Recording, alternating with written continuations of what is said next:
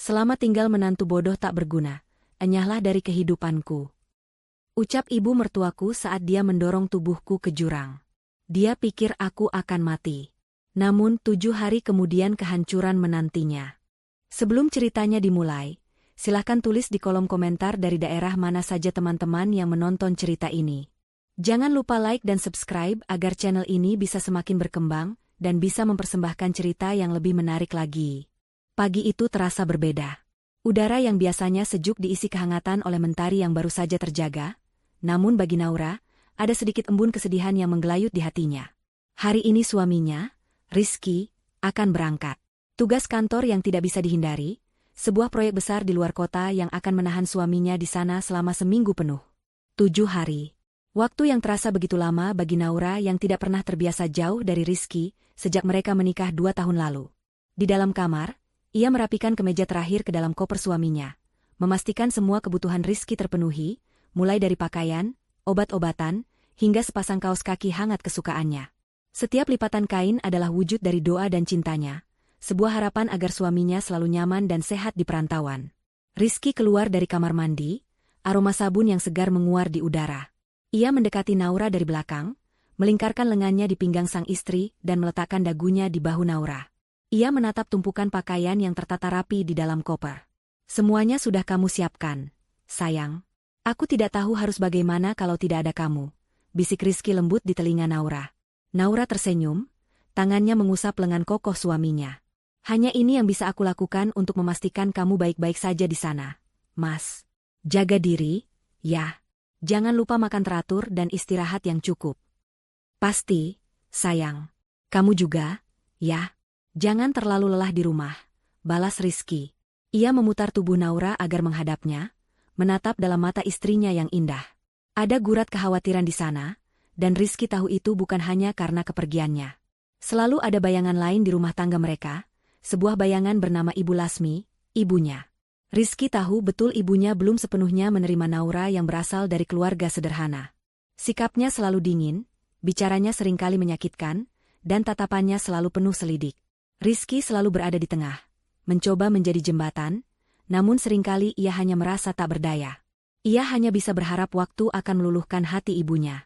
Jangan khawatirkan apapun, ya? Seminggu itu cepat. Nanti aku akan telepon setiap hari. Janji Rizky sambil merapikan anak rambut di dahi Naura. Naura mengangguk, mencoba menelan kembali rasa cemas yang mulai naik ke tenggorokan. Ia percaya pada suaminya, ia sangat mencintainya, dan demi kebahagiaan Rizky, ia akan selalu berusaha bertahan menghadapi sikap ibu mertuanya. Setelah sarapan sederhana yang mereka nikmati berdua, sebuah mobil berhenti di depan gerbang rumah mereka. Naura terkejut melihat siapa yang keluar dari mobil itu. Ibu Lasmi. Tumben sekali ibunya datang sepagi ini, dan tanpa memberitahu terlebih dahulu. Jantung Naura mulai berdebar sedikit lebih kencang, mempersiapkan diri untuk sindiran atau tatapan tidak suka yang mungkin akan ia terima. Namun, yang terjadi selanjutnya benar-benar di luar dugaan. Ibu Lasmi melangkah masuk dengan senyum lebar di wajahnya. Senyum yang begitu tulus, hingga Naura harus mengerjapkan mata beberapa kali untuk memastikan ia tidak salah lihat. Di tangannya, ada sebuah rantang makanan. Rizky, ibu bawakan bekal untukmu. Ayam goreng kesukaanmu, kata Ibu Lasmi dengan suara yang terdengar begitu ramah. Ia menyerahkan rantang itu kepada Naura. Naura, tolong masukkan ke tasnya Rizky, ya, biar tidak lupa. Naura menerima rantang itu dengan perasaan campur aduk. Ia hanya bisa bergumam, baik, Bu. Rizky, di sisi lain, tampak luar biasa bahagia. Wajahnya berseri-seri melihat pemandangan yang selama ini ia impikan. Ibunya tersenyum pada istrinya. Ini adalah sebuah keajaiban. Ibu, terima kasih banyak. Kenapa repot-repot sekali? Ujar Rizky sambil memeluk ibunya. Tidak ada yang repot untuk anak ibu satu-satunya, balas Ibu Lasmi sambil menepuk-nepuk punggung putranya. Pandangannya kemudian beralih pada Naura yang baru kembali dari dapur. Naura, jaga Rizky baik-baik, ya. Dia itu harta ibu satu-satunya. Dan selama Rizky pergi, jangan sungkan hubungi ibu kalau ada apa-apa. Kata-kata itu, meskipun sederhana, terasa seperti musik di telinga Rizky. Ia menatap Naura dengan penuh arti, seolah berkata, lihat, kan? Ibu mulai menyayangimu. Naura hanya bisa membalas dengan senyum tipis. Hatinya belum bisa sepenuhnya percaya, ada sesuatu yang terasa aneh, terasa janggal. Kebaikan yang datang begitu tiba-tiba ini terasa seperti sebuah pertunjukan yang dipaksakan. Namun, ia tidak mau merusak momen bahagia suaminya. Ia memilih untuk menyimpan keraguannya sendiri. Waktu perpisahan pun tiba. Rizky menarik kopernya menuju mobil jemputan kantor yang sudah menunggu. Sebelum masuk, ia memeluk ibunya dengan erat. Kemudian, ia berbalik menghadap Naura. Ia menarik istrinya ke dalam pelukan yang hangat dan lama. "Aku pergi dulu, sayang. Aku mencintaimu," bisiknya. "Aku juga mencintaimu, Mas. Hati-hati di jalan," balas Naura, suaranya sedikit bergetar. Rizky melepaskan pelukannya, mencium kening Naura, lalu beralih mencium tangan ibunya sebelum akhirnya masuk ke dalam mobil. Naura dan Ibu Lasmi berdiri berdampingan, melambaikan tangan hingga mobil itu menghilang di tikungan jalan. Hening. Keheningan yang terasa berat dan canggung. Naura masih berdiri di teras, memandangi jalanan yang kini kosong. Momen keajaiban tadi seolah menguap bersamaan dengan hilangnya mobil yang membawa Rizky. Ia merasakan hawa dingin di sampingnya. Ia menoleh. Wajah Ibu Lasmi telah berubah total. Senyum ramah yang tadi terpasang di wajahnya kini lenyap tanpa sisa. Bibirnya terkatup rapat membentuk garis lurus yang kejam. Matanya yang tadi menatap Rizky dengan penuh kasih sayang, kini menatap Naura dengan kilat dingin yang menusuk. Seolah topeng yang ia kenakan tadi telah dilepas begitu pertunjukan selesai. "Jangan berpikir karena aku bersikap baik di depan anakku, artinya aku sudah menerimamu," desis Ibu Lasmi, suaranya rendah dan penuh penekanan. "Itu semua kulakukan hanya agar Rizky bisa pergi dengan tenang." Naura terpaku di tempatnya, kata-kata itu menusuknya seperti belati es. Jadi, semua itu hanya sandiwara. Hatinya yang tadi sempat mekar karena sedikit harapan, kini layu seketika. "Sekarang karena dia sudah pergi, dengarkan aku baik-baik," lanjut Ibu Lasmi, melangkah lebih dekat hingga Naura bisa mencium aroma parfumnya yang mahal dan memabukkan. "Jangan pernah berpikir untuk menguasai anakku dan hartanya. Kau tidak akan pernah pantas untuknya." Setelah melontarkan kata-kata berbisa itu, Ibu Lasmi berbalik, melangkah dengan angkuh menuju mobilnya, dan pergi begitu saja. Meninggalkan Naura yang berdiri mematung di teras rumah, sendirian, dengan hati yang hancur berkeping-keping. Angin pagi yang sejuk kini terasa menusuk tulang. Kepergian Rizky terasa 1000 kali lebih berat dari yang ia bayangkan. Malam harinya, Naura mencoba menyibukkan diri. Ia membersihkan rumah, menata ulang lemari pakaian, melakukan apa saja agar pikirannya tidak terus terfokus pada kesedihan dan perlakuan ibu mertuanya tadi pagi. Ia merindukan Rizky. Ia memandangi ponselnya, berharap suaminya menelepon. Tepat saat itu, layar ponselnya menyala. Bukan nama Rizky yang muncul, melainkan nama ibu mertua. Jantung Naura berdebar kencang. Dengan tangan sedikit gemetar, ia menerima panggilan itu. "Halo, Bu," sapanya hati-hati. "Naura," terdengar suara Ibu Lasmi dari seberang. Anehnya, nada suaranya kembali ramah, persis seperti tadi pagi. "Bagaimana kabarmu? Kamu pasti kesepian di rumah sendirian." Naura bingung dengan perubahan sikap yang drastis ini. "Aku baik-baik saja, Bu. Ibu tahu kamu pasti sedih ditinggal Rizky. Ibu juga khawatir padamu. Makanya, Ibu punya kejutan untukmu besok," lanjut Ibu Lasmi dengan nada riang yang dibuat-buat. "Bersiaplah, kita akan pergi ke suatu tempat untuk menyegarkan pikiran. Kita akan liburan ke puncak, berdua saja. Anggap saja ini waktu untuk ibu dan menantu menjalin ikatan." Tawaran itu terdengar begitu aneh di telinga Naura. Setelah perlakuan dingin tadi pagi, sekarang ia diajak berlibur? Untuk menjalin ikatan? Ini tidak masuk akal. Hatinya dipenuhi kecurigaan. Namun, sebagian kecil dari dirinya, bagian yang masih mendambakan keluarga yang utuh demi Rizky, bertanya-tanya. Mungkinkah ini cara Ibu Lasmi meminta maaf secara tidak langsung? "Tidak usah repot-repot, Bu. Aku di rumah saja," tolak Naura halus. "Tidak ada penolakan, Naura. Ibu sudah siapkan semuanya." Suara Ibu Lasmi menjadi sedikit lebih tegas, kehilangan sedikit keramahannya. "Ini juga demi Rizky. Dia pasti senang kalau tahu kita bisa akur dan pergi liburan bersama. Kamu mau, kan, membuat Rizky senang?" Nama Rizky adalah senjatanya. Dan itu selalu berhasil. Naura terdiam. Ia tidak ingin suaminya khawatir. Jika menuruti kemauan ibunya bisa membuat Rizky tenang di sana, mungkin ia harus melakukannya. "Baiklah, Bu," jawab Naura akhirnya, dengan perasaan pasrah. "Bagus. Besok pagi jam 8, Ibu jemput. Pakai baju yang nyaman," kata Ibu Lasmi. Panggilan itu terasa lebih seperti sebuah perintah daripada tawaran. Setelah itu, telepon pun ditutup. Naura meletakkan ponselnya di meja. Ruang tengah yang luas terasa semakin senyap dan dingin. Undangan liburan itu tidak memberinya perasaan gembira. Sebaliknya, firasat buruk justru menyelimuti hatinya seperti kabut tebal. Pukul 8 pagi tepat, sebuah sedan hitam mewah berhenti di depan rumah Naura.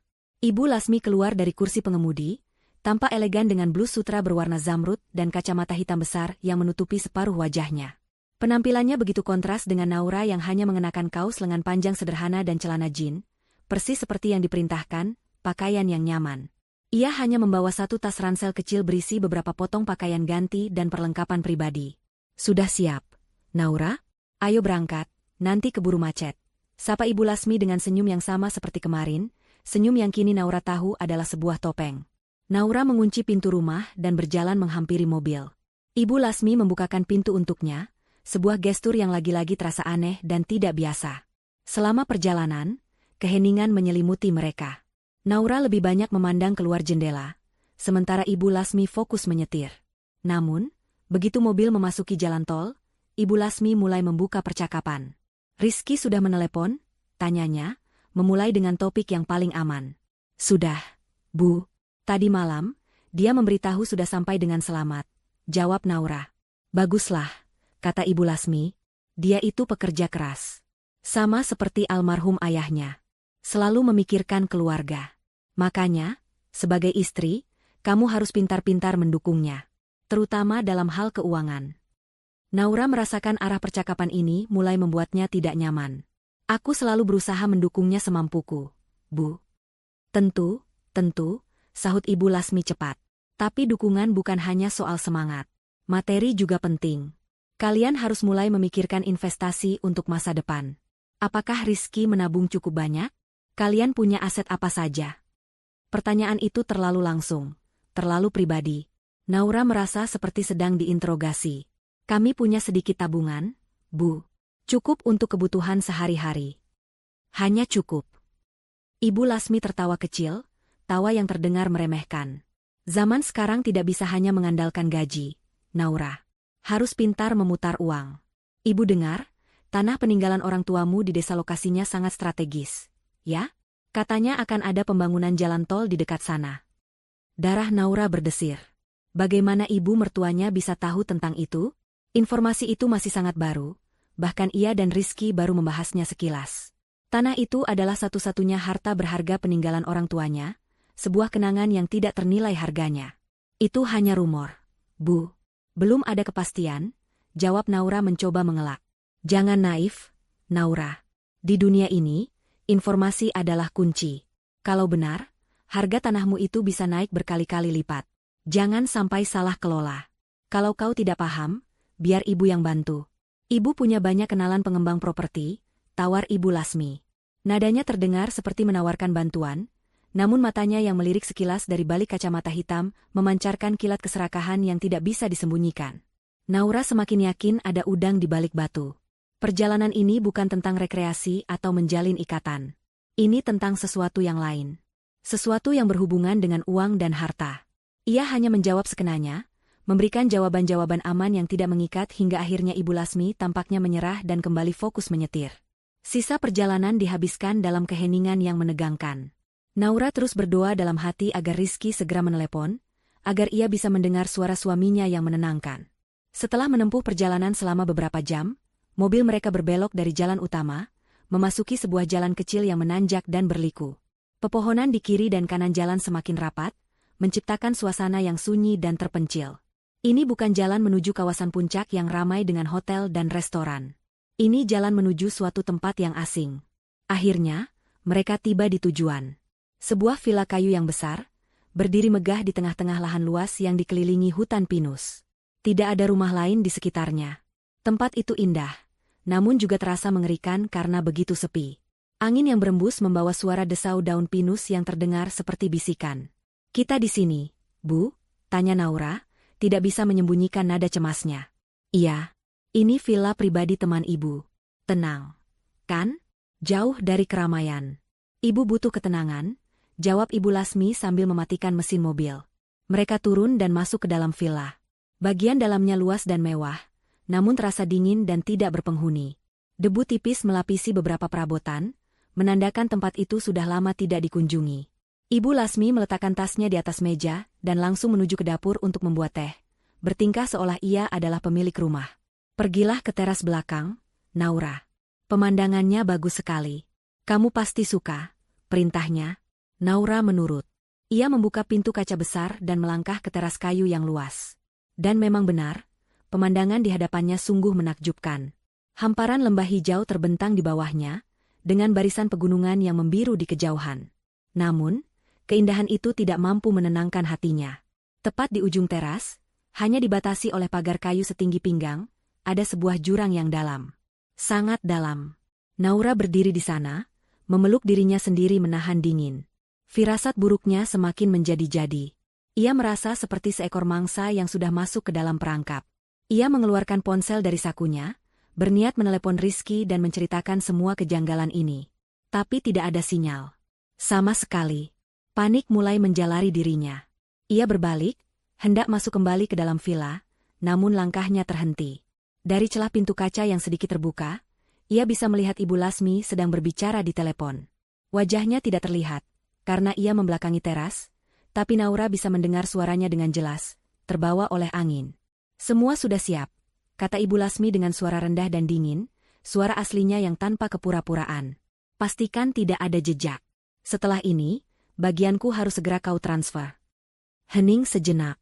Naura menahan napas, jantungnya berdegup kencang seolah mau meledak. Jangan khawatir, lanjut Ibu Lasmi lagi, kali ini dengan nada mengejek. Anak itu terlalu bodoh dan buta untuk curiga. Semua akan berjalan sesuai rencana. Tubuh Naura gemetar hebat. Jadi benar. Semua ini adalah sebuah rencana. Sebuah jebakan. Kepanikan yang luar biasa melandanya. Ia harus lari. Ia harus pergi dari tempat ini sekarang juga. Namun, terlambat. Ibu Lasmi tiba-tiba menutup teleponnya dan berbalik. Ia melihat Naura yang berdiri membeku di dekat pintu. Wajah Ibu Lasmi sempat menunjukkan keterkejutan sesaat, sebelum dengan cepat kembali memasang topeng senyum manisnya. Senyum itu kini terlihat begitu mengerikan di mata Naura. Oh, Naura. Tehnya sudah jadi, katanya dengan suara yang dibuat seramah mungkin. Ia melangkah mendekati Naura, senyumnya tidak pernah lepas dari bibirnya. Tapi sebelum itu, ayo, ada pemandangan yang lebih indah di dekat tebing itu. Kita bisa berfoto di sana. Tangan Ibu Lasmi menunjuk ke sebuah titik di ujung halaman villa, sebuah tonjolan tanah yang langsung berbatasan dengan jurang. Tidak ada pagar, tidak ada pembatas. Hanya tanah kosong dan di bawahnya adalah kehampaan.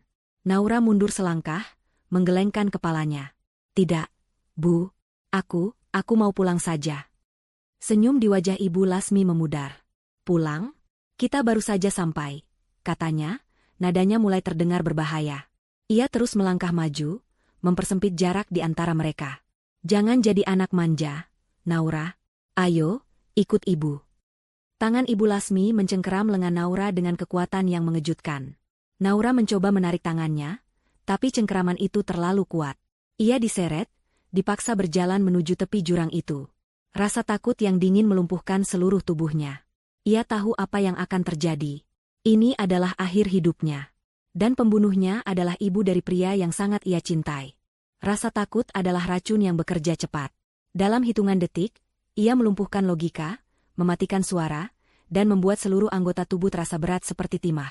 Itulah yang dirasakan Naura saat cengkeraman dingin dan kuat Ibu Lasmi mengunci lengannya.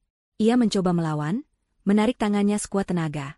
Namun kekuatan ibu mertuanya yang didorong oleh kebencian buta itu jauh lebih besar. Kuku-kuku Ibu Lasmi yang terawat rapi terasa menancap di kulitnya, meninggalkan jejak perih yang nyata. Lepaskan aku, Bu, tolong, lepaskan, pekik Naura, suaranya terdengar parau dan putus asa. Kakinya ia coba tanamkan ke tanah, menciptakan gesekan sia-sia di atas rumputan yang sedikit basah. Ibu Lasmi tidak menggubris. Ia terus menyeret Naura menjauh dari villa, menuju tonjolan tanah lapang di tepi jurang. Wajahnya yang tadi penuh kepura-puraan kini telah berubah menjadi seringai kejam yang mengerikan. Tidak ada lagi sosok ibu yang dihormati, yang ada hanyalah seorang predator yang telah berhasil menjebak mangsanya. Untuk apa aku melepaskanmu? Desis Ibu Lasmi, suaranya dingin dan tajam seperti angin gunung.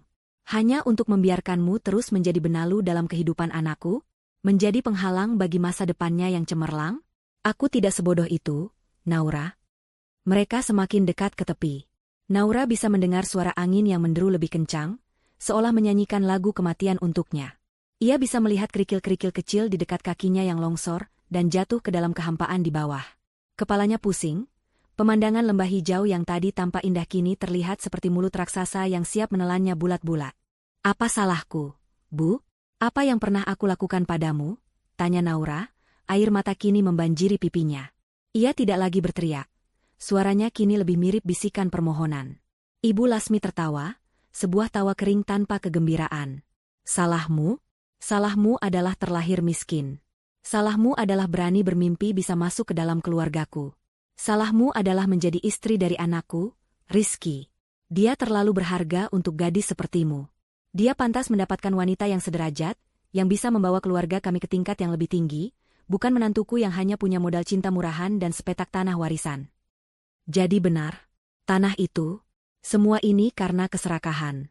Kebenaran itu menghantam Naura lebih keras daripada cengkeraman tangan ibu mertuanya. Semua kebaikan palsu, semua perhatian pura-pura, semuanya adalah bagian dari rencana jahat untuk menyingkirkannya dan merebut satu-satunya peninggalan orang tuanya. Akhirnya mereka tiba di ujung tebing. Ibu Lasmi mendorong Naura dengan kasar, hingga ia terhuyung dan nyaris jatuh. Hanya beberapa senti memisahkan ujung sepatunya dari tepi jurang. Naura gemetar hebat, ia tidak berani melihat ke bawah. Ia hanya bisa menatap wajah Ibu Lasmi yang kini tampak puas melihat ketakutannya. Lihatlah dirimu. Lemah, menyedihkan, dan tidak berguna, cibir Ibu Lasmi. Rizky akan segera melupakanmu. Aku sudah siapkan calon yang jauh lebih baik untuknya. Putri dari rekan bisnisku. Kaya, terhormat, dan tentu saja, tidak kampungan sepertimu. Setelah kau lenyap, aku akan bilang pada Rizky kau terpeleset saat mengambil foto. Dia akan sedih, tentu saja. Tapi kesedihan bisa diobati dengan kemewahan. Dan dengan hartamu yang menjadi miliknya, dan kemudian menjadi milik kami, masa depannya akan sangat terjamin. Setiap kata adalah sayatan di hati Naura. Bukan hanya nyawanya yang akan direnggut, tapi juga nama baiknya, cintanya, dan kenangannya bersama Rizky. Ia akan diingat sebagai istri ceroboh yang mati sia-sia karena sebuah foto. Dan suaminya, pria yang paling ia cintai, akan hidup dalam kebohongan yang dirancang oleh ibunya sendiri. Jangan lakukan ini, Bu. Aku mohon. Lirih Naura. Ibu Lasmi tersenyum sinis. Ia melepaskan cengkeramannya, lalu mengangkat ponselnya. Kau tahu, aku tetap harus membuat cerita ini terlihat nyata. Ia mengarahkan kamera ponselnya ke arah Naura. Ayo, berbaliklah.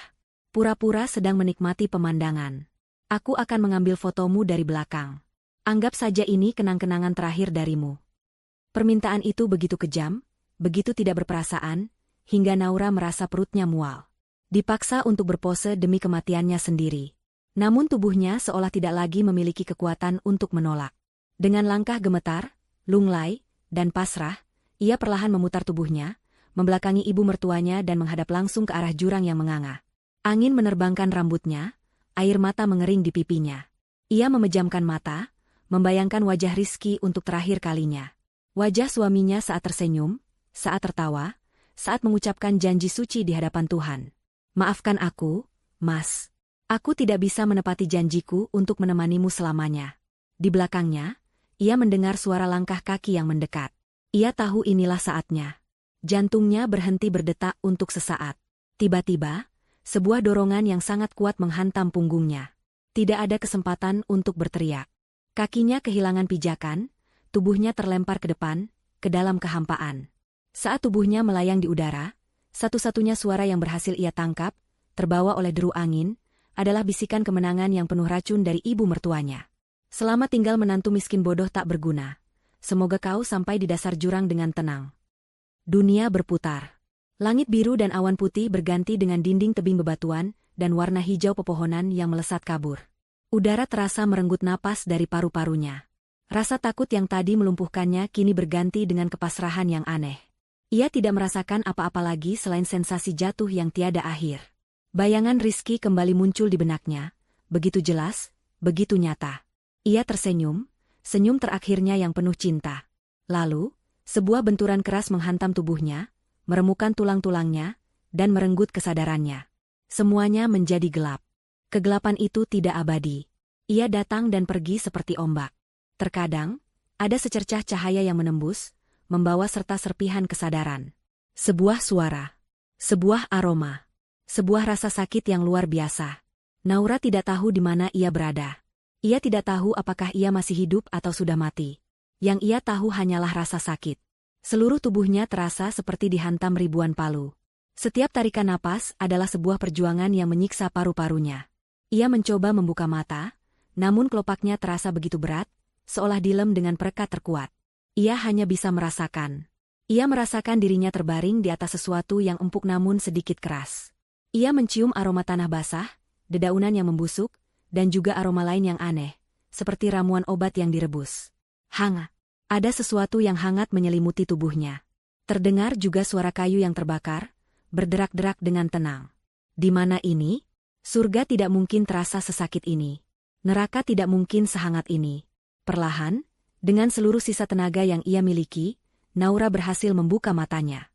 Pandangannya kabur pada awalnya. Semua yang ia lihat hanyalah siluet-siluet buram. Ia mengerjap beberapa kali, mencoba memfokuskan pandangannya. Sedikit demi sedikit, bentuk-bentuk itu mulai menjadi jelas. Ia berada di sebuah ruangan kecil berdinding kayu. Atapnya terbuat dari jerami dan dedaunan kering. Di sudut ruangan, api menari-nari dengan tenang di dalam sebuah tungku sederhana yang terbuat dari batu. Beberapa ikat tanaman herbal kering tergantung di langit-langit, menyebarkan aroma khasnya ke seluruh ruangan. Ia terbaring di atas sebuah balai-balai bambu yang dialasi tikar pandan dan selimut tebal yang sedikit kasar. Ia mencoba bergerak, namun rasa sakit yang tajam langsung menusuk lengan kanan dan kaki kirinya, membuatnya meringis dan mengurungkan niatnya. Ia melirik ke arah tubuhnya. Lengan kanannya dibalut dengan kain dan bilah-bilah kayu, seperti sebuah penyangga darurat. Pakaiannya telah diganti dengan kemeja longgar yang bersih. Ada banyak perban dari sobekan kain di beberapa bagian tubuhnya yang lain. Tiba-tiba, sebuah bayangan menghalangi cahaya dari pintu yang terbuka. Sesosok lelaki tua melangkah masuk. Rambutnya sudah memutih semua, panjang dan sedikit acak-acakan. Wajahnya dipenuhi kerutan yang dalam, menandakan usia dan kehidupan yang keras. Ia mengenakan pakaian sederhana yang terbuat dari kain kasar. Lelaki itu membawa sebuah mangkuk kayu di tangannya. Melihat Naura sudah membuka mata, lelaki itu sedikit terkejut. Ia berhenti sejenak, lalu berjalan mendekat dengan langkah pelan dan hati-hati, seolah tidak ingin menakuti seekor hewan yang terluka. "Syukurlah kau sudah sadar," kata lelaki itu. Suaranya serak dan berat, namun terdengar menenangkan. Naura ingin bertanya, "Siapa Anda? Di mana aku? Apa yang terjadi?" Namun, tidak ada suara yang keluar dari tenggorokannya yang kering. Ia hanya bisa menatap lelaki tua itu dengan tatapan bingung dan penuh rasa takut. Lelaki tua itu sepertinya mengerti. Ia duduk di sebuah bangku kecil di samping balai-balai.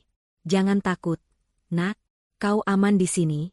Aku menemukanmu di hutan, di dekat dasar jurang. Kau tersangkut di dahan pohon beringin besar. Pohon itu yang menyelamatkan nyawamu." Dasar jurang. Pohon beringin. Kata-kata itu memicu ingatan Naura.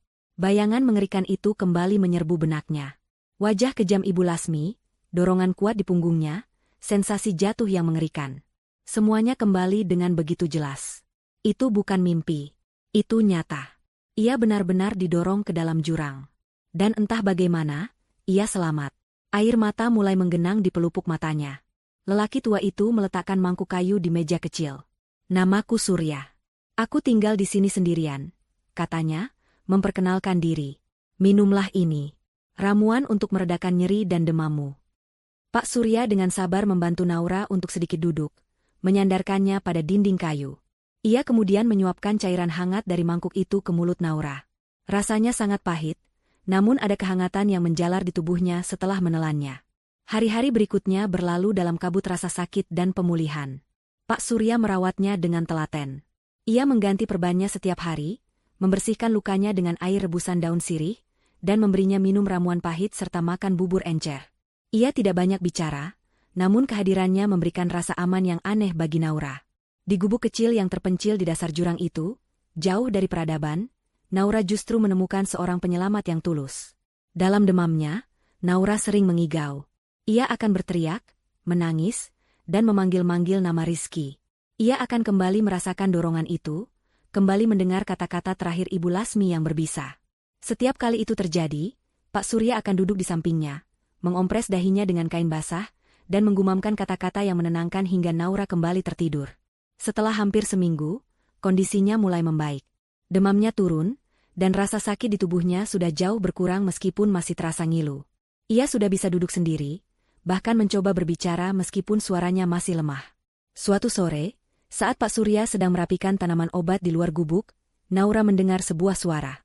Suara statis yang diselingi oleh suara manusia dari sebuah radio transistor tua yang diletakkan di atas meja. Itu adalah satu-satunya alat elektronik di gubuk itu. Naura menajamkan pendengarannya. Terdengar suara seorang penyiar berita. Tim SAR gabungan secara resmi telah menghentikan proses pencarian korban yang diduga jatuh ke jurang di kawasan Puncak 7 hari yang lalu. Pencarian yang tidak membuahkan hasil ini membuat pihak berwenang menyimpulkan bahwa korban, yang diidentifikasi bernama Naura, kemungkinan besar tidak dapat diselamatkan. Jantung Naura serasa berhenti berdetak. Namanya disebut. Ia dinyatakan hilang dan tidak dapat diselamatkan. Artinya, ia dianggap sudah mati. Penyiar itu melanjutkan.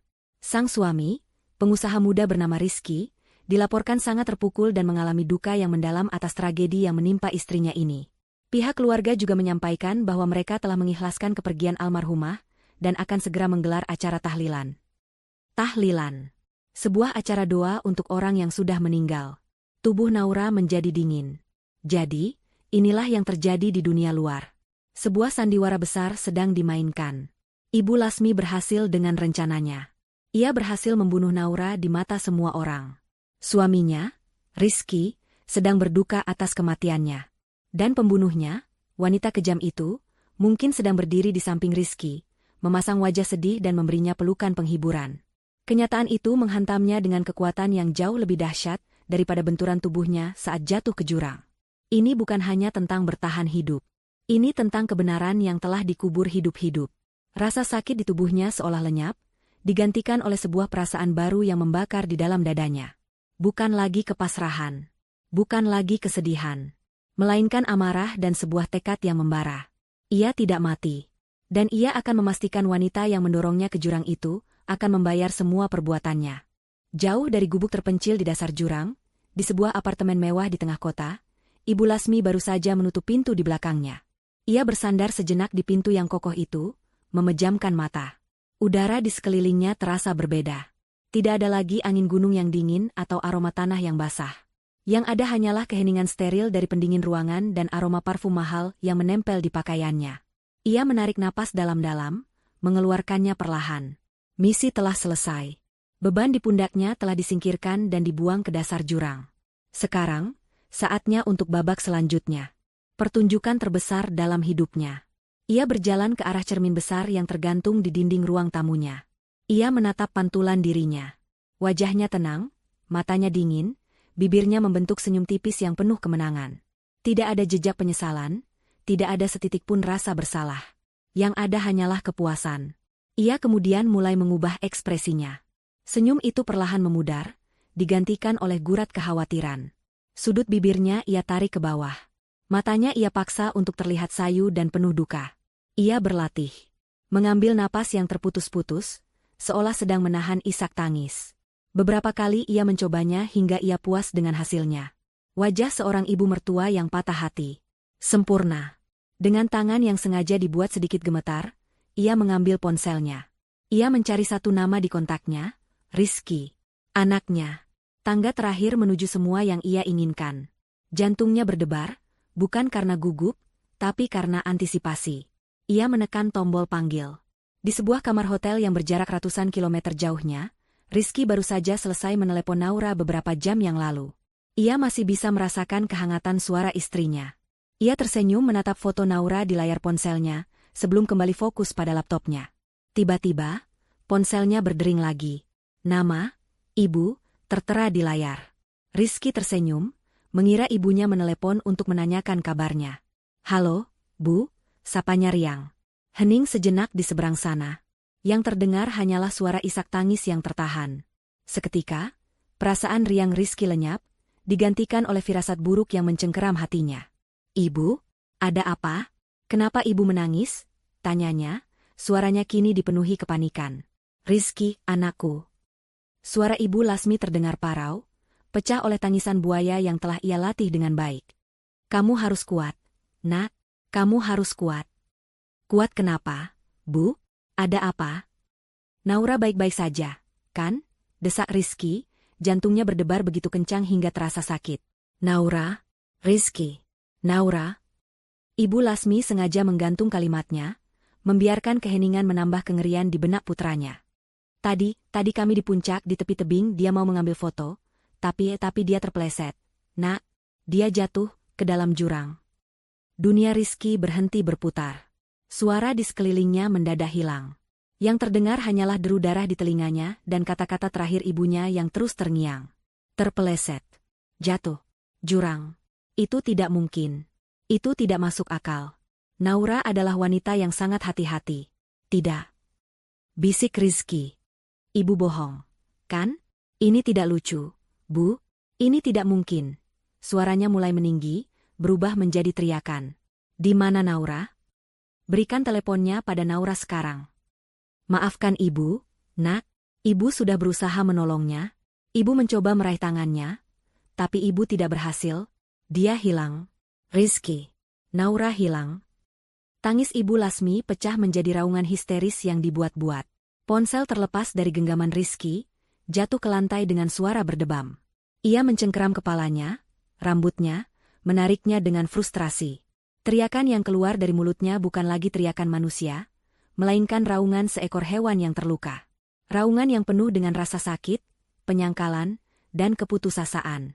Rekan kerjanya yang mendengar keributan itu segera masuk ke kamarnya dan menemukan Rizky yang sudah membabi buta, menghancurkan apa saja yang bisa ia raih. Vas bunga pecah, lampu meja terlempar, laptopnya terhempas ke dinding. Dunianya hancur. Separuh jiwanya telah direnggut paksa. Perjalanan pulang adalah sebuah siksaan panjang dalam kabut duka. Rizky tidak ingat banyak. Ia hanya ingat duduk di pesawat, menatap kosong keluar jendela, dengan air mata yang terus mengalir tanpa henti. Saat tiba di bandara, ibunya sudah menunggu.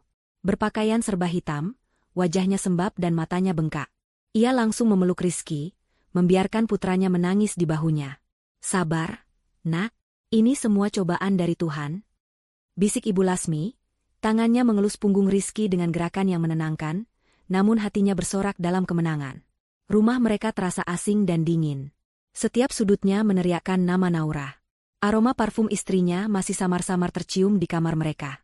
Buku yang sedang dibacanya masih tergeletak di atas nakas, lengkap dengan pembatas halaman. Rizky ambruk di atas tempat tidur, memeluk bantal yang biasa digunakan Naura, mencoba mencari sisa-sisa kehangatan istrinya di sana, namun yang ia temukan hanyalah kehampaan yang dingin. Hari-hari berikutnya, Rizky seperti mayat hidup.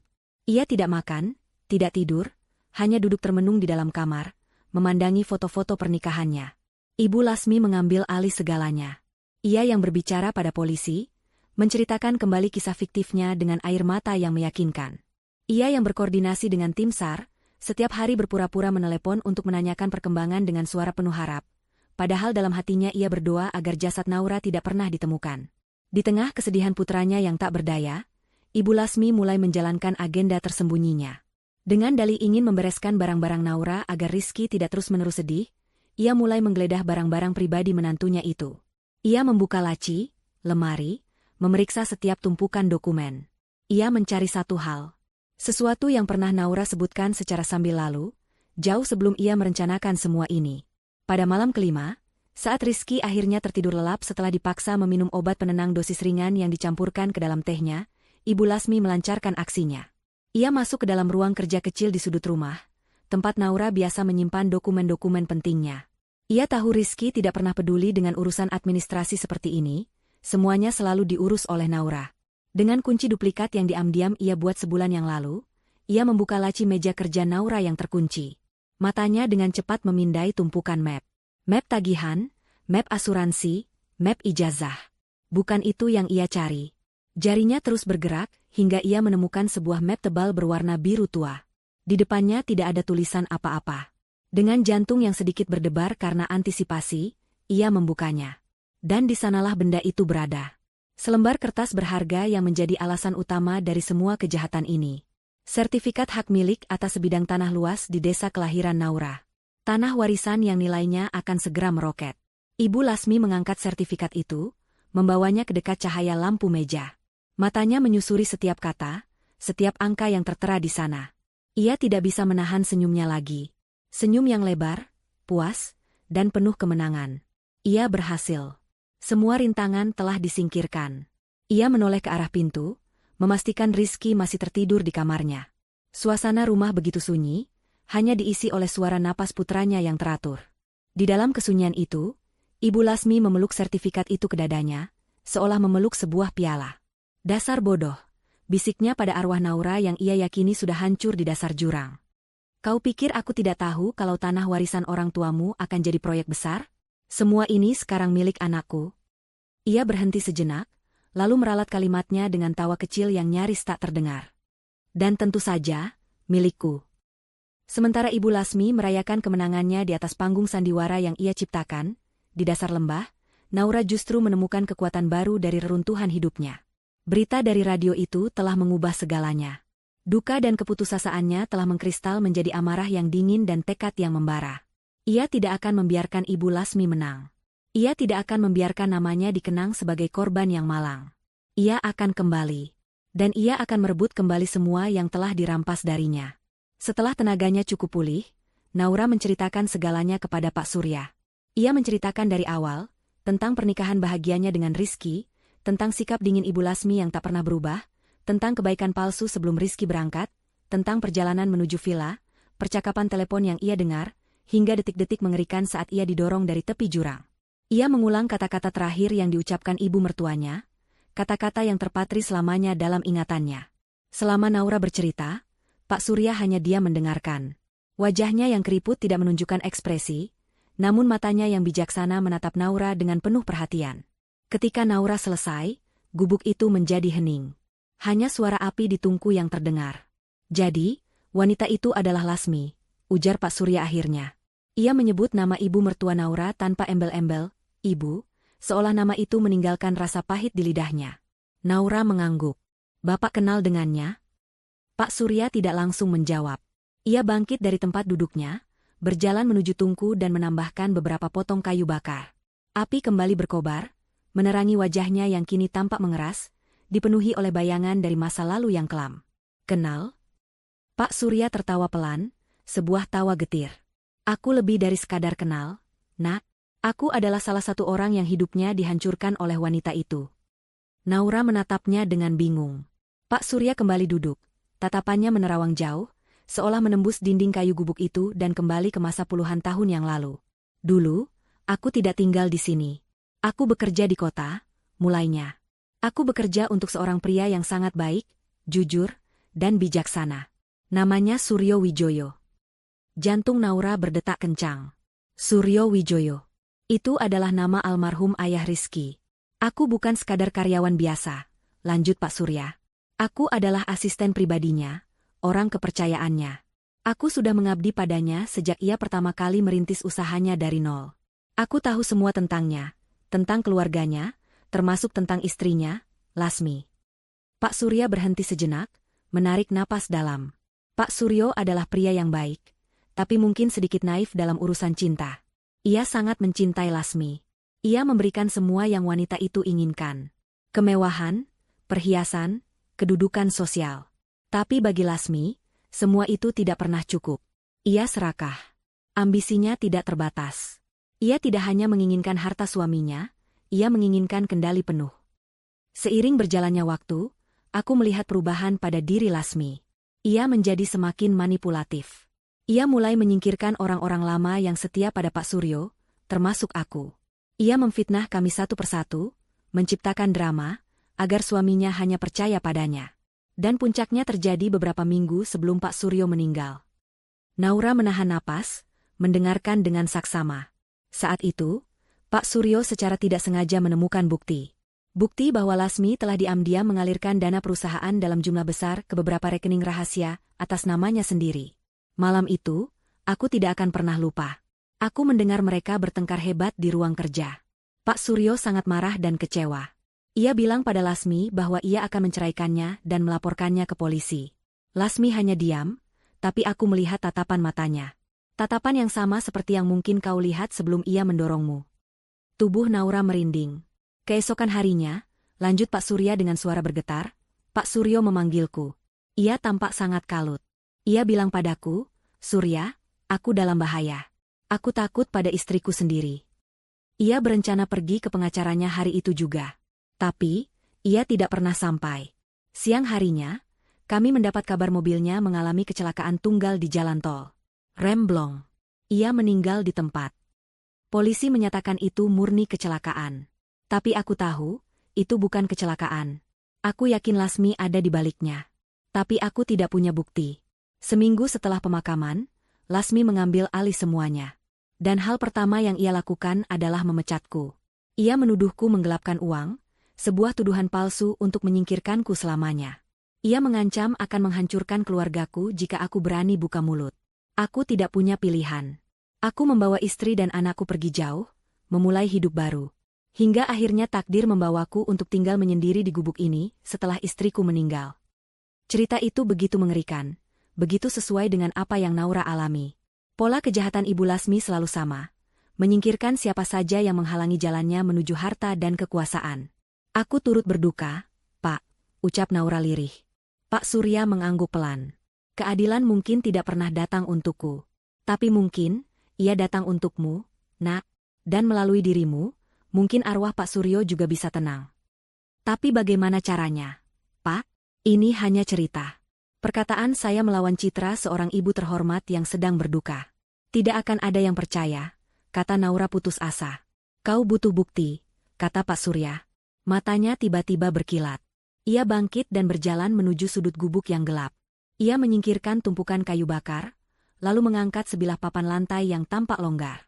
Dari lubang di bawah lantai itu, ia mengeluarkan sebuah peti kayu kecil yang sudah kusam dan berdebu. Ia meletakkan peti itu di depan Naura dan membukanya. Isinya bukan perhiasan atau uang, melainkan sebuah buku bersampul kulit berwarna coklat tua. Buku itu tampak sudah sangat tua. Sebelum aku diusir, aku berhasil menyelamatkan satu hal, kata Pak Surya sambil menyerahkan buku itu kepada Naura. Ini adalah buku catatan pribadi almarhum Pak Suryo. Ia selalu menulis di sini.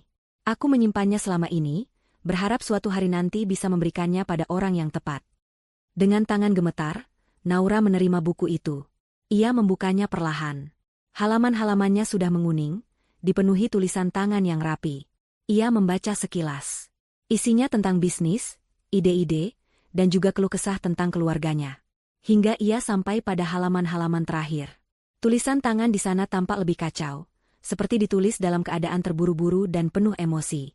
Ia membaca tentang kekecewaan Pak Suryo pada istrinya, tentang penemuannya mengenai rekening rahasia. Lalu, ia tiba di halaman paling akhir. Entry terakhir. Hanya beberapa kalimat yang ditulis dengan tinta yang sedikit meluber, seolah penulisnya sedang menangis. Lasmi menjadi semakin serakah. Aku takut pada wanita yang kunikahi. Jika sesuatu terjadi padaku, Rizky harus tahu yang sebenarnya. Bukti ada di rekening atas nama. Kalimat itu terputus. Bagian sudut kanan bawah halaman itu tampak seperti sengaja disobek, menghilangkan nama penting itu. Hati Naura mencelos. Namun, Pak Surya menunjuk pada sebuah baris di bawahnya. Sebuah deretan angka dan kode yang ditulis dengan pensil, nyaris tak terlihat. Pak Suryo sempat menunjukkannya padaku. Bisik Pak Surya. Itu bukan nomor rekening.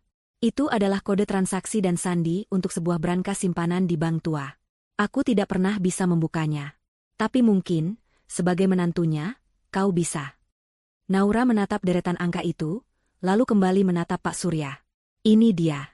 Ini bukan hanya firasat atau cerita masa lalu. Ini adalah bukti nyata. Kunci untuk membuka semua kebusukan Ibu Lasmi. Di tangannya, ia tidak hanya memegang buku catatan tua. Ia memegang sebuah bom waktu. Dan ia tahu persis di mana dan kapan ia akan meledakkannya.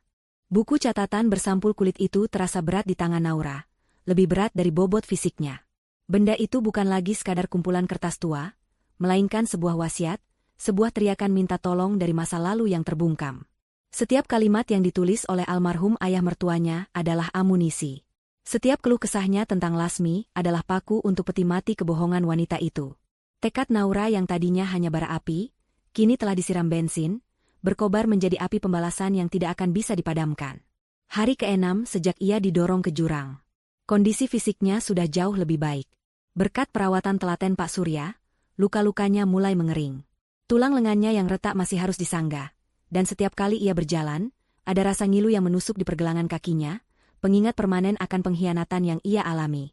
Namun, rasa sakit fisik itu tidak ada apa-apanya dibandingkan kekuatan yang kini ia rasakan di dalam jiwanya. Ia bukan lagi Naura yang lemah dan pasrah. Jurang itu tidak membunuhnya. Sebaliknya, ia telah melahirkan kembali Naura yang baru. Aku tidak bisa hanya muncul begitu saja, Pak, kata Naura pada Pak Surya sore itu. Mereka duduk di depan gubuk, membiarkan sisa sinar matahari sore menghangatkan mereka. Dia akan memutarbalikkan fakta. Dia akan bilang aku gila, atau membuat cerita bohong lainnya. Aku harus melakukannya di saat yang tepat, di depan banyak orang, di mana dia tidak bisa lari atau mengelak. Pak Surya mengangguk perlahan, matanya yang bijaksana menatap Naura dengan penuh penghargaan. Acara tahlilan hari ke-7, gumamnya. Itu adalah panggung terbesarnya. Di sanalah dia akan menampilkan sandiwara terbaiknya sebagai ibu mertua yang berduka.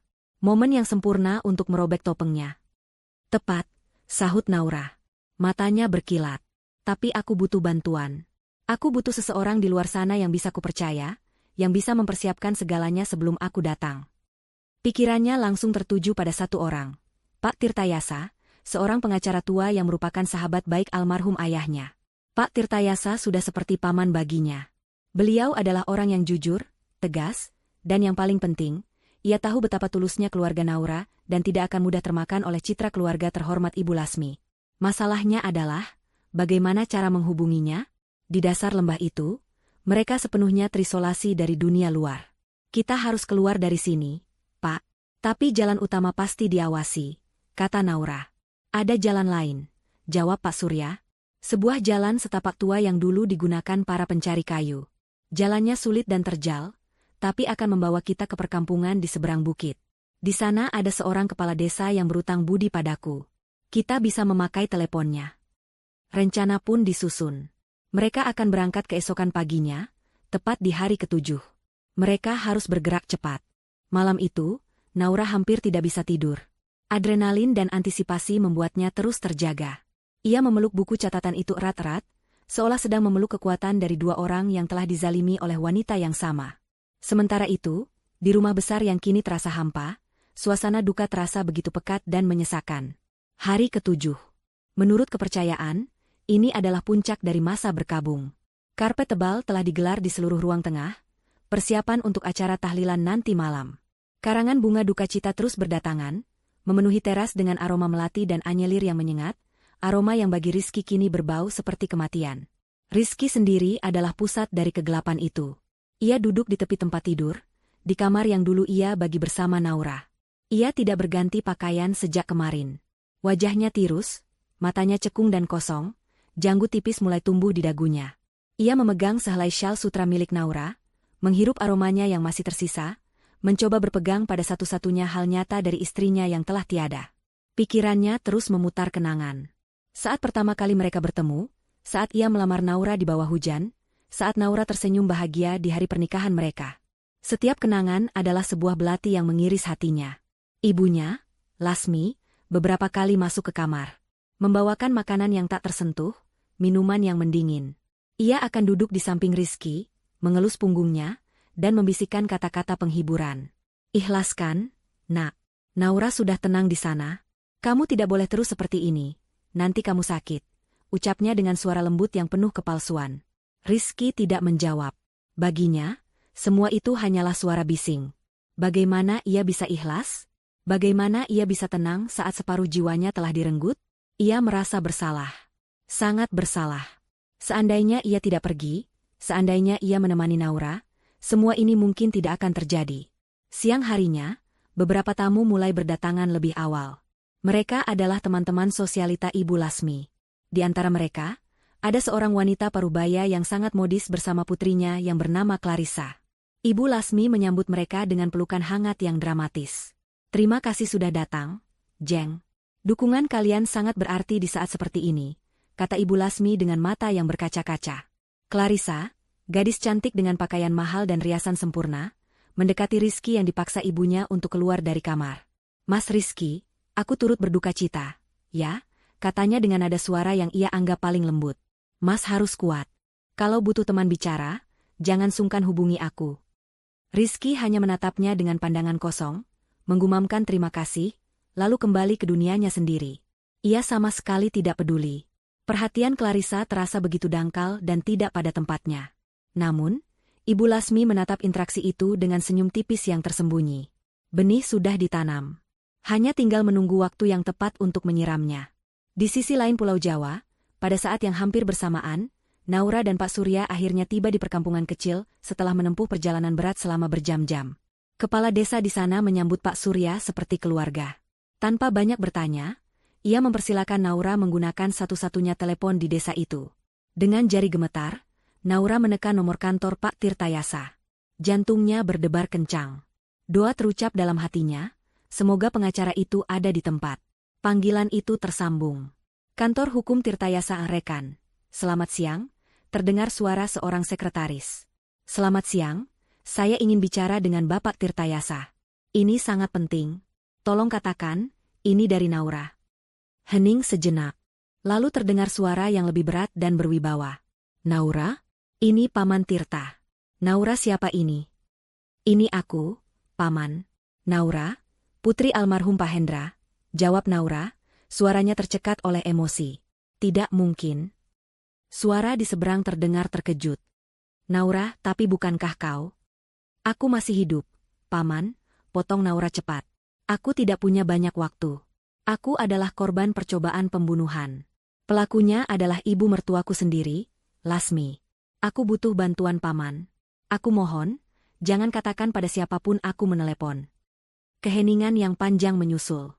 Pak Tirtayasa adalah seorang pengacara berpengalaman yang sudah menangani ribuan kasus. Ia bisa membedakan kebohongan dari kebenaran hanya dari intonasi suara. Dan dalam suara Naura, ia mendengar kebenaran yang mengerikan. Di mana kau sekarang? Nak? Apa yang kau butuhkan? Tanya Pak Tirtayasa, nadanya kini berubah serius dan protektif. Naura menceritakan garis besarnya dengan cepat. Tentang jurang, tentang Pak Surya, dan yang terpenting, tentang buku catatan ayah Rizky. Mendengar itu, Pak Tirtayasa tahu ini bukan lagi sekadar kasus percobaan pembunuhan, tapi sebuah konspirasi besar yang sudah berlangsung puluhan tahun. Dengarkan Paman baik-baik, Naura, kata Pak Tirtayasa. Jangan bergerak dari sana. Tetap bersama Pak Surya. Paman akan mengirim orang yang paling Paman percaya untuk menjemputmu. Malam ini, kita akan selesaikan semuanya. Sore harinya, sebuah mobil jeep hitam tiba di perkampungan. Seorang pria tegap turun dan menyebutkan sebuah kata sandi yang telah disepakati oleh Naura dan Pak Tirtayasa. Naura berpamitan dengan Pak Surya, sebuah perpisahan yang mengharukan. Ia memeluk lelaki tua yang telah menyelamatkan hidupnya itu. Bapak adalah malaikat pelindungku, bisik Naura. Kau adalah keadilan yang tertunda, nak. Pergilah. Selesaikan apa yang sudah dimulai oleh ayah mertuamu, balas Pak Surya. Ia menyerahkan sebuah bungkusan berisi pakaian ganti yang bersih, meskipun sederhana. Ia juga menyerahkan buku catatan itu pada Naura. Perjalanan kembali ke kota terasa seperti perjalanan menuju medan perang. Naura duduk diam di kursi belakang, memeluk buku catatan itu. Wajahnya pucat, tapi matanya menyala-nyala. Saat mobil memasuki gerbang kota, lampu-lampu jalanan yang gemerlap tampak seperti ribuan mata yang akan menjadi saksi. Mobil itu tidak menuju ke rumahnya, melainkan berhenti di sebuah jalan kecil yang gelap, beberapa blok dari sana, sesuai instruksi Pak Tirtayasa. Dari kejauhan, Naura bisa melihat rumahnya. Terang benderang. Banyak mobil terparkir di depannya. Terdengar sayup-sayup lantunan ayat suci dan doa. Tahlilan untuknya. Panggung sandiwara Ibu Lasmi sedang mencapai puncaknya. Kita tunggu di sini sampai pengacara Anda memberi sinyal, kata pria itu. Naura mengangguk. Ia memejamkan mata, mengumpulkan seluruh kekuatannya. Sebentar lagi tirai akan terbuka, dan hantu yang mereka doakan akan kembali dari kematian untuk menuntut keadilan. Di dalam rumah, suasana hikmat bercampur duka menyelimuti setiap sudut ruangan. Puluhan tamu, terdiri dari kerabat, rekan kerja, dan tetangga, duduk bersila di atas karpet, mengikuti lantunan doa dengan khusyuk. Asap dupa dan aroma bunga melati menciptakan suasana yang sakral sekaligus menyesakan. Rizky duduk di barisan paling depan, diapit oleh beberapa kerabat pria. Tubuhnya ada di sana, namun jiwanya melayang entah kemana. Tatapannya kosong, bibirnya hanya bergerak mengikuti doa secara mekanis, tanpa arti. Ibu Lasmi, sang ratu drama, duduk di antara para tamu wanita. Ia mengenakan gamis dan kerudung serba hitam yang membuatnya tampak begitu saleh dan berduka. Sesekali ia mengangkat ujung kerudungnya untuk menyeka mata yang sebenarnya tidak basah. Gerakannya begitu anggun dan meyakinkan hingga membuat para tamu wanita lain menatapnya dengan penuh simpati. Ia adalah potret sempurna dari seorang ibu dan ibu mertua yang tabah menghadapi cobaan terberat dalam hidupnya. Setelah sesi doa selesai, seorang ustadz memberikan tausiah singkat tentang keikhlasan dan takdir. Kemudian, seperti yang sudah direncanakan, Ibu Lasmi bangkit berdiri. Ia berjalan perlahan ke depan, mengambil mikrofon yang sudah disiapkan. Seluruh mata kini tertuju padanya. Inilah panggungnya. Assalamualaikum warahmatullahi wabarakatuh. Mulainya, suaranya sengaja dibuat sedikit serak dan bergetar. Pertama-tama, saya atas nama keluarga, terutama atas nama putra saya, Rizky, ingin mengucapkan terima kasih yang sebesar-besarnya atas kehadiran Bapak, Ibu, dan saudara sekalian. Kehadiran Anda semua di sini, doa-doa yang Anda panjatkan, sungguh memberikan kekuatan bagi kami di saat yang begitu berat ini. Ia berhenti sejenak, mengambil napas panjang seolah menahan tangis. Seperti yang kita semua tahu, kami baru saja kehilangan sosok yang sangat kami cintai. Menantu saya, Naura. Saat menyebut nama Naura, suaranya pecah. Ia terisak. Beberapa tamu wanita ikut meneteskan air mata, tersentuh oleh pemandangan itu. Rizky yang mendengar nama istrinya disebut, tersentak dari lamunannya. Hatinya kembali perih. Bagi saya, Naura bukan sekadar menantu. Lanjut Ibu Lasmi setelah berhasil menenangkan diri. Saya sudah menganggapnya seperti putri saya sendiri. Dia adalah gadis yang baik, tulus, dan penuh cinta. Kehadirannya membawa warna baru dalam hidup putra saya, dan juga hidup saya. Saya tidak akan pernah bisa memaafkan diri saya sendiri. Saya ada di sana saat kejadian itu. Saya melihatnya, seandainya saja tangan saya lebih panjang untuk menggapainya, seandainya saja saya lebih kuat untuk menariknya. Air mata buayanya kini mengalir deras, membasahi pipinya. Tapi mungkin ini sudah takdir dari Yang Maha Kuasa. Kita hanya bisa mengikhlaskan. Yang bisa saya lakukan sekarang hanyalah menjaga putra saya satu-satunya, menjaga kenangan indah tentang Naura, dan berdoa.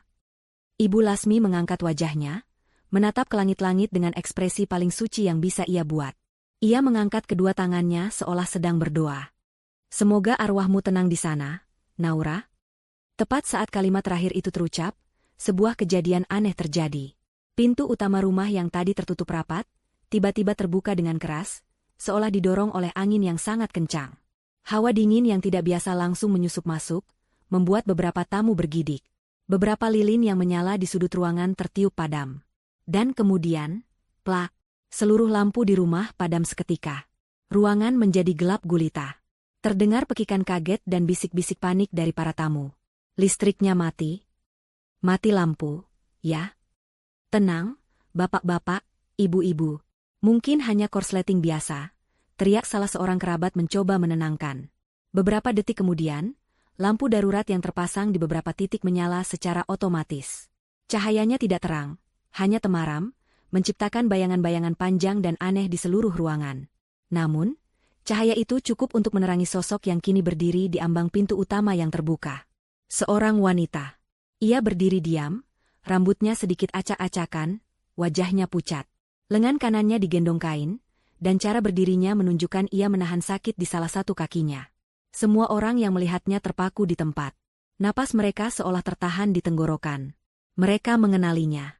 Mereka semua mengenalinya. Wajah itu adalah wajah yang sama dengan yang ada di foto besar yang dipajang di dekat karangan bunga duka. Waktu seolah berhenti. Keheningan yang tercipta begitu total, begitu pekat, hingga suara detak jantung pun seolah bisa terdengar. Di tengah keheningan itu, Rizky perlahan mengangkat kepalanya.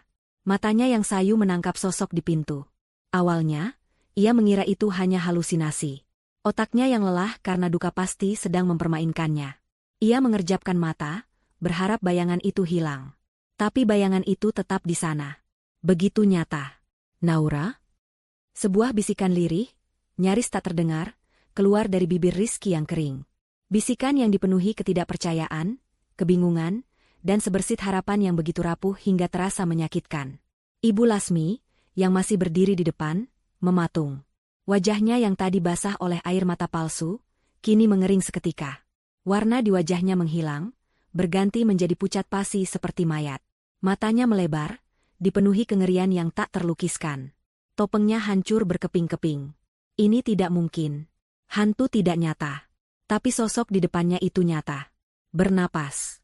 Menatap lurus ke arahnya. Sosok itu, Naura, mulai melangkah masuk. Perlahan, satu demi satu.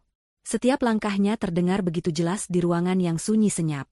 Para tamu yang duduk di lantai secara refleks menggeser tubuh mereka, memberinya jalan seolah ia adalah seorang ratu atau makhluk gaib yang tak boleh disentuh. Langkahnya tertatih, tapi tatapannya lurus dan tajam. Ia melewati Rizky yang masih membeku, seolah suaminya itu tidak ada di sana. Tujuannya hanya satu. Ia berhenti tepat 1 meter di depan Ibu Lasmi, wanita yang masih gemetar hebat, tak mampu mengucapkan sepatah kata pun. Naura menatap dalam-dalam mata ibu mertuanya, mata yang sama dengan yang ia lihat sesaat sebelum didorong ke jurang. Lalu, dengan suara yang dingin, jernih, dan menggema di seluruh ruangan, ia mengucapkan kalimat pertamanya. Saya sudah sampai di dasar jurang dengan tenang, Bu. Sekarang, saya datang untuk menjemput karma ibu. Kalimat yang diucapkan Naura menggantung di udara yang beku, tajam dan dingin seperti pecahan es. Karma. Kata itu, yang diucapkan dengan begitu tenang oleh seorang wanita yang seharusnya sudah mati, memiliki kekuatan yang lebih dahsyat dari ledakan bom. Untuk beberapa detik yang terasa seperti selamanya, tidak ada yang bergerak, tidak ada yang bernapas. Para tamu yang tadi duduk bersimpati kini menatap bolak-balik antara Naura dan Ibu Lasmi, mata mereka dipenuhi kengerian, kebingungan, dan rasa penasaran yang tak tertahankan. Sandiwara duka cita yang khusyuk ini telah berubah menjadi panggung interogasi yang paling aneh dan mengerikan. Ibu Lasmi adalah yang pertama kali pulih dari kelumpuhan syok. Naluri predatornya yang terancam mengambil alih. Wajah pucatnya kini memerah karena campuran antara rasa takut dan amarah yang meledak-ledak. Ia harus merebut kembali kendali. Ia harus menghancurkan ancaman ini sebelum semua orang mulai percaya. Siapa kau? Beraninya kau datang ke sini dan mengacaukan acara doa untuk menantuku. Teriaknya, suaranya melengking tinggi, memecah keheningan yang mencekam. Ia menunjuk Naura dengan jari gemetar. Wanita gila. Kau pasti orang suruhan yang ingin memanfaatkan situasi ini untuk memeras kami. Keamanan. Satpam. Cepat usir wanita ini dari sini. Beberapa kerabat pria mulai bangkit, ragu-ragu. Mereka bingung. Sosok itu memang sangat mirip dengan Naura, tapi klaim Ibu Lasmi yang begitu keras membuat mereka bimbang. Mungkinkah ini benar-benar seorang penipu? Namun, Naura tidak gentar. Ia bahkan tidak melirik para pria yang mulai mendekat. Matanya tetap terkunci pada Ibu Lasmi. Anda tidak perlu memanggil keamanan, Bu, katanya dengan nada yang sama dinginnya. Karena saya datang bukan untuk meminta-minta.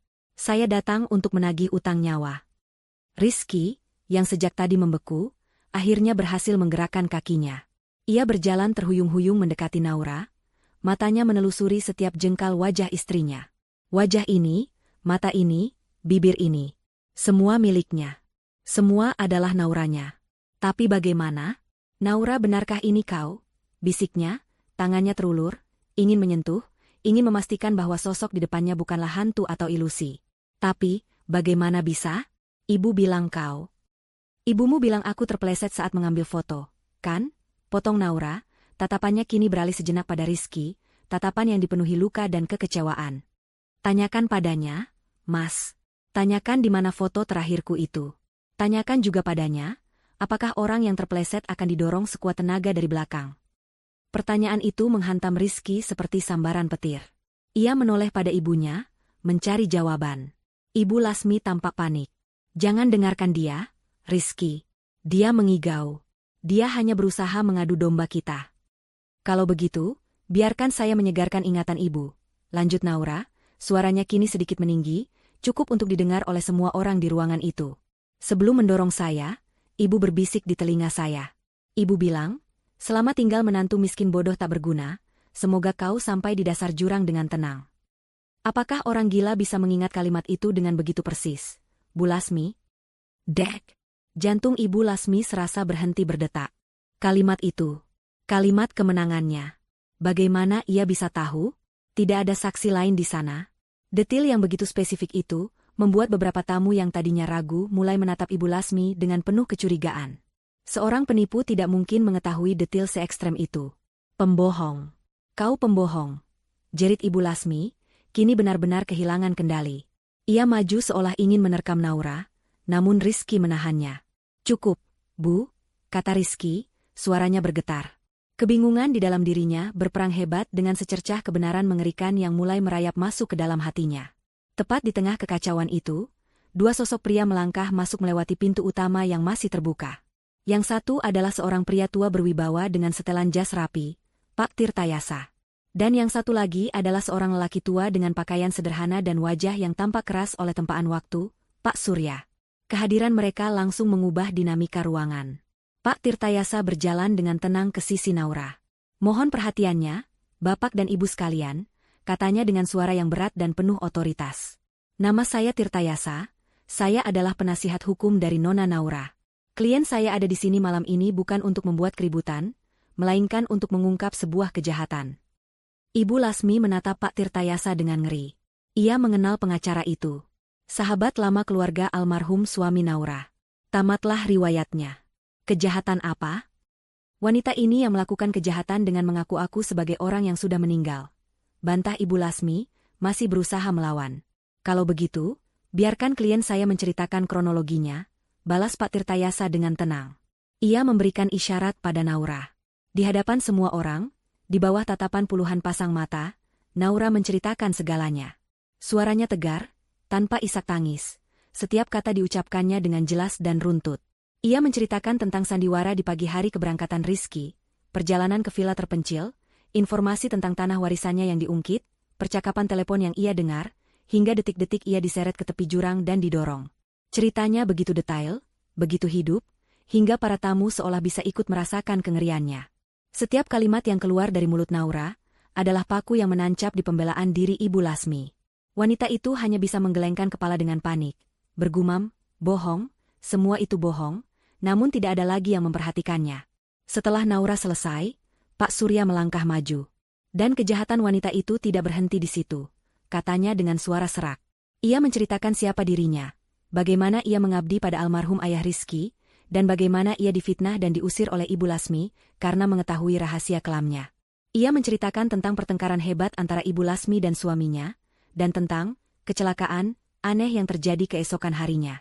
Cerita itu menyambungkan sebuah benang merah yang mengerikan. Para tamu mulai berbisik-bisik. Citra Ibu Lasmi yang agung dan terhormat kini telah retak, memperlihatkan sosok monster di baliknya. Rizky, yang mendengar semua itu, merasa tanah di bawah kakinya runtuh. Ayahnya meninggal bukan karena kecelakaan? Ibunya adalah seorang pembunuh? Kepalanya pusing, dunianya jungkir balik. Ia menatap ibunya, wanita yang selama ini ia puja, yang selalu ia bela. Kini ia melihatnya dengan mata yang berbeda. Ia melihat kebohongan, keserakahan, dan kejahatan yang tak terhingga. "Ini semua fitnah. Mana buktinya?" teriak Ibu Lasmi, mencoba kartu terakhirnya. Hanya omong kosong dari seorang wanita gila dan seorang mantan pegawai yang sakit hati. Naura menatap ibu mertuanya dengan tatapan kasihan. "Anda ingin bukti, Bu?" Ia melangkah maju, tangannya masuk ke dalam tas selempang sederhana yang ia bawa. Ia mengeluarkan sebuah benda. Buku catatan bersampul kulit yang sudah usang. "Anda mungkin tidak mengenali buku ini, Bu. Tapi saya yakin, Mas Rizky mungkin pernah melihatnya," kata Naura sambil menyerahkan buku itu kepada suaminya. Rizky menerima buku itu dengan tangan gemetar. Ia mengenalinya. Buku catatan ayahnya.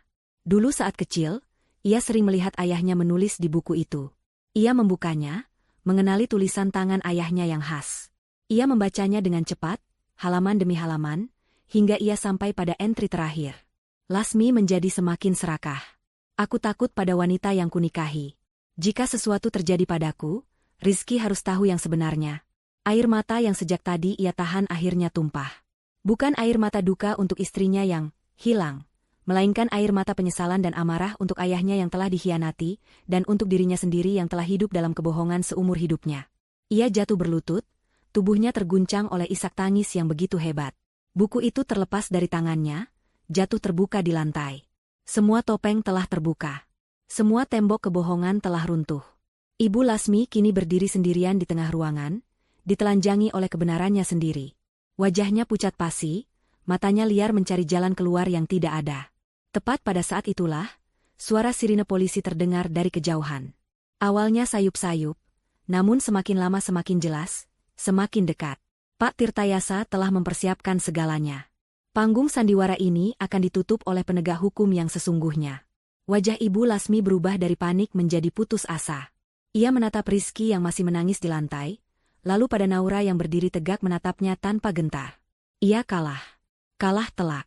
Ketika beberapa petugas polisi berseragam masuk ke dalam rumah, tidak ada lagi perlawanan.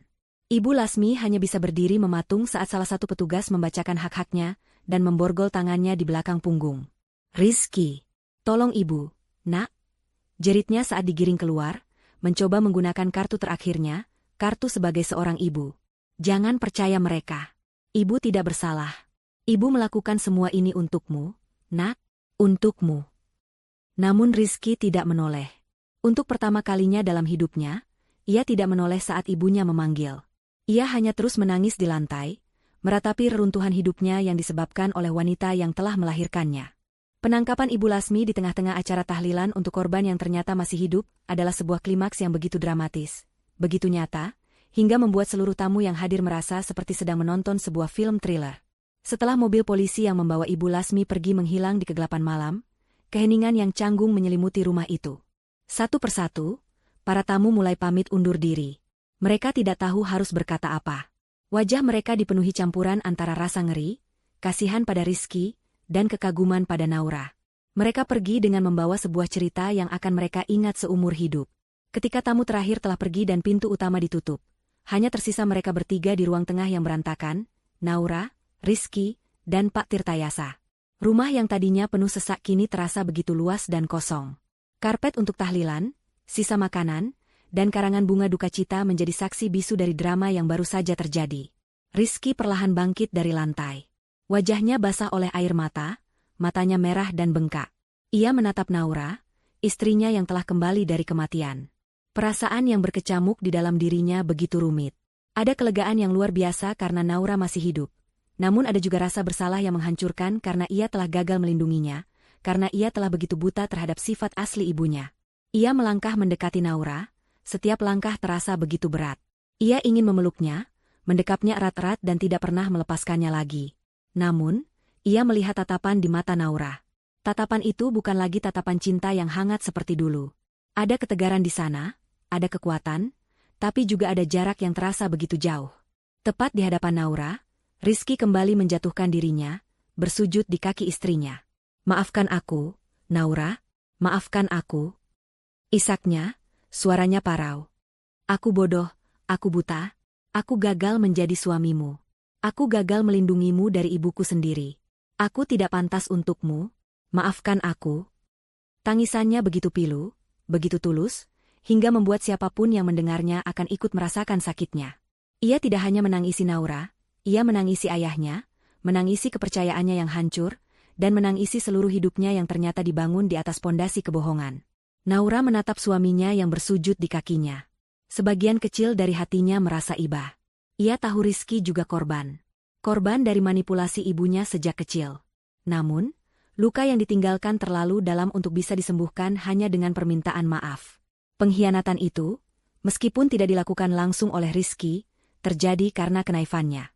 Dengan tenang, Naura membungkuk dan memegang bahu Rizky, memintanya untuk berdiri. Berdirilah, Mas. Jangan seperti ini.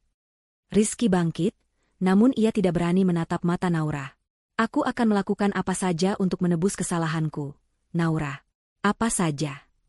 Naura menarik napas dalam. Aku tahu kamu tidak bersalah secara langsung, Mas. Tapi aku juga tidak bisa berpura-pura semua baik-baik saja. Aku butuh waktu.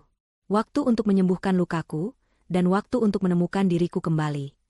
Pak Tirtayasa, yang sejak tadi hanya mengamati, melangkah maju.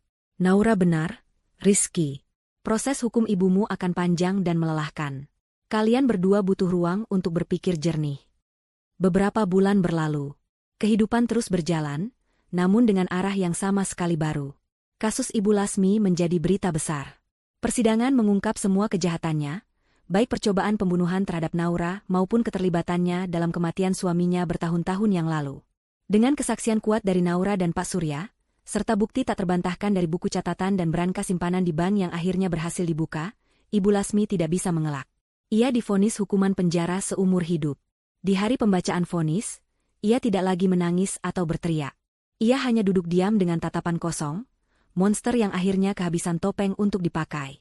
Selama proses hukum itu, Rizky menunjukkan penyesalannya dengan tindakan.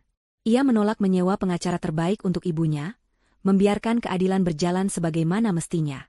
Ia bekerja sama sepenuhnya dengan pihak berwajib, bahkan memberikan kesaksian yang memberatkan ibunya sendiri. Itu adalah hal tersulit yang pernah ia lakukan. Namun ia tahu itu adalah satu-satunya cara untuk menebus kesalahannya dan memberikan keadilan bagi ayahnya dan Naura. Sementara itu, Naura, dengan bantuan Pak Tirtayasa, perlahan tapi pasti membangun kembali hidupnya. Ia tidak kembali tinggal di rumahnya bersama Rizky. Ia memilih untuk tinggal di sebuah apartemen sederhana.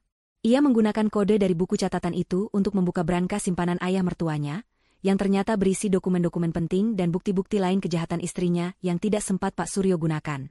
Dengan bukti itu, Naura berhasil mengambil alih kembali aset-aset perusahaan yang seharusnya menjadi hak Rizky, membersihkannya dari orang-orang titipan Ibu Lasmi.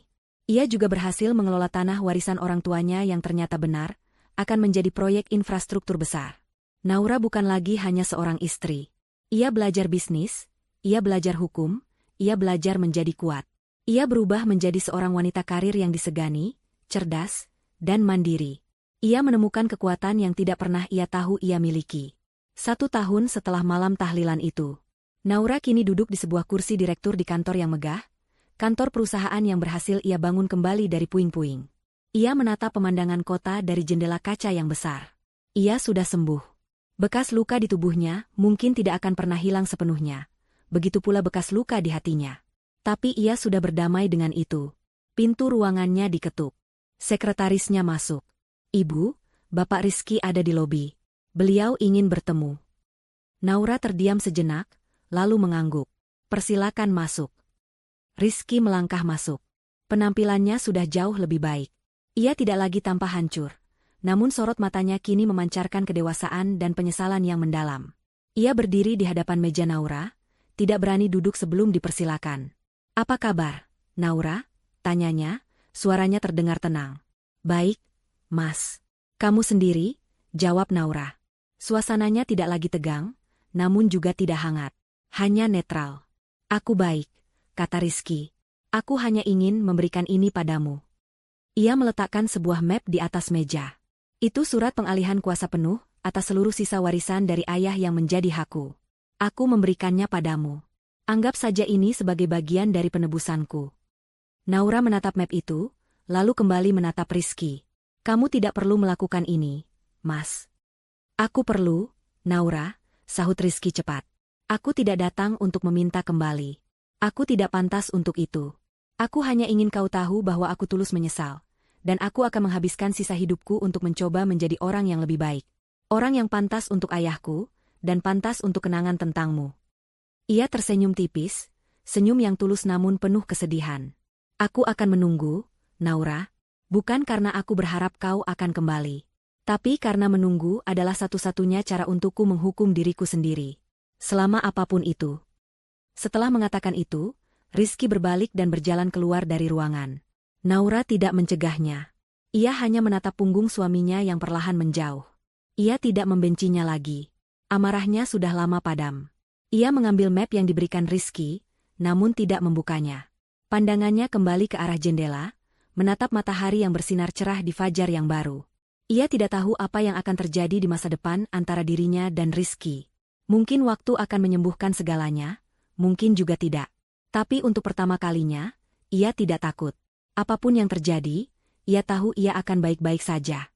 Ia telah menemukan dirinya, kekuatannya, dan keadilannya sendiri.